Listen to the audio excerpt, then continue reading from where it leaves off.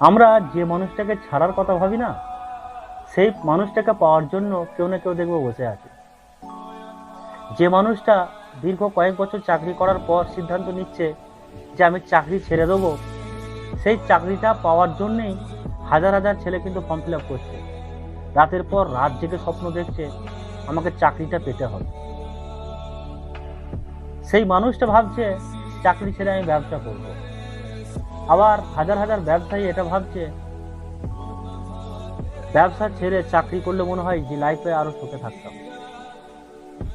আসলে আমাদের প্রত্যেকের মানসিকতাই হচ্ছে এরকম, আমরা যেখানে আছি সেই জায়গাটা ছাড়া আমাদের সব জায়গাটাই কিন্তু ভালো। পৃথিবীর সমস্ত জায়গায় সুখ আছে, শুধু আমি যে জায়গায় আছি সেই জায়গায় সুখ নেই। আসলে বন্ধু এটা নয়, আসলে আমরা আমাদের নিজেদের কাজে কখনো সুখ খুঁজি না বা খোঁজার চেষ্টাও করি না। প্রত্যেকটা কর্মের মধ্যে সুখ আছে, প্রত্যেকটা মানুষের মধ্যে সুখ আছে। তো যে যেটা খোঁজে সে কিন্তু সেটাই পায়। আমাদের কিন্তু সুখের দিকে ধ্যানটা কম, দুঃখের দিকে ধ্যানটা বেশি। আর সবসময় অপরকে নিয়ে চিন্তা করি, আমার থেকে হয়তো বেটার আছে, কারণ ওর কাছে আমার থেকে বেটার কিছু জিনিস আছে।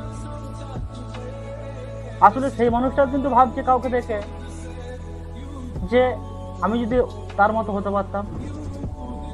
আসলে সবাই আমরা একই আছি, নিজের নিজের জায়গা থেকে আমরা একই আছি।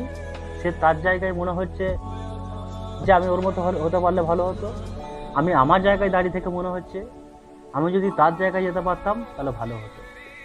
আসলে বন্ধু, লাইফে তুমি চাইলে তুমি যেখানে দাঁড়িয়ে আছো সেখান থেকেই তুমি কিন্তু তোমার জীবনটা উপভোগ করতে পারো, কিন্তু সেটা তোমাকে ফিল করতে হবে। নিজেকে কখনো কারোর সঙ্গে তুলনা করো না। পৃথিবীতে তুমি একাই একটাই মানুষ, পৃথিবীতে দ্বিতীয় আর কোনো তোমার মতো মানুষ নেই। তো নিজেকে ছোট কারোর সঙ্গে ভেবো না, তুলনা করো না কখনো। তোমার লাইফটা তুমি যেখানে দাঁড়িয়ে আছো সেখান থেকে উপভোগ করো। আসলে আমরা প্রত্যেকেই একই, শুধু মানসিকতার পার্থক্য আছে, চিন্তা শক্তির পার্থক্য আছে। আজকে যে মানুষটাকে তুমি পাওয়ার জন্য এত ব্যাকুল, সে মানুষটাকে যে পেয়েছে তাকে সে ডিভোর্স দেওয়ার কথা ভাবছে। এটাই তো লাইফ। আগেই বললাম, যে মানুষটা চাকরি ছাড়ার কথা ভাবছে সে চাকরিটা পাওয়ার জন্য কত হাজার হাজার ছেলে বসে আছে।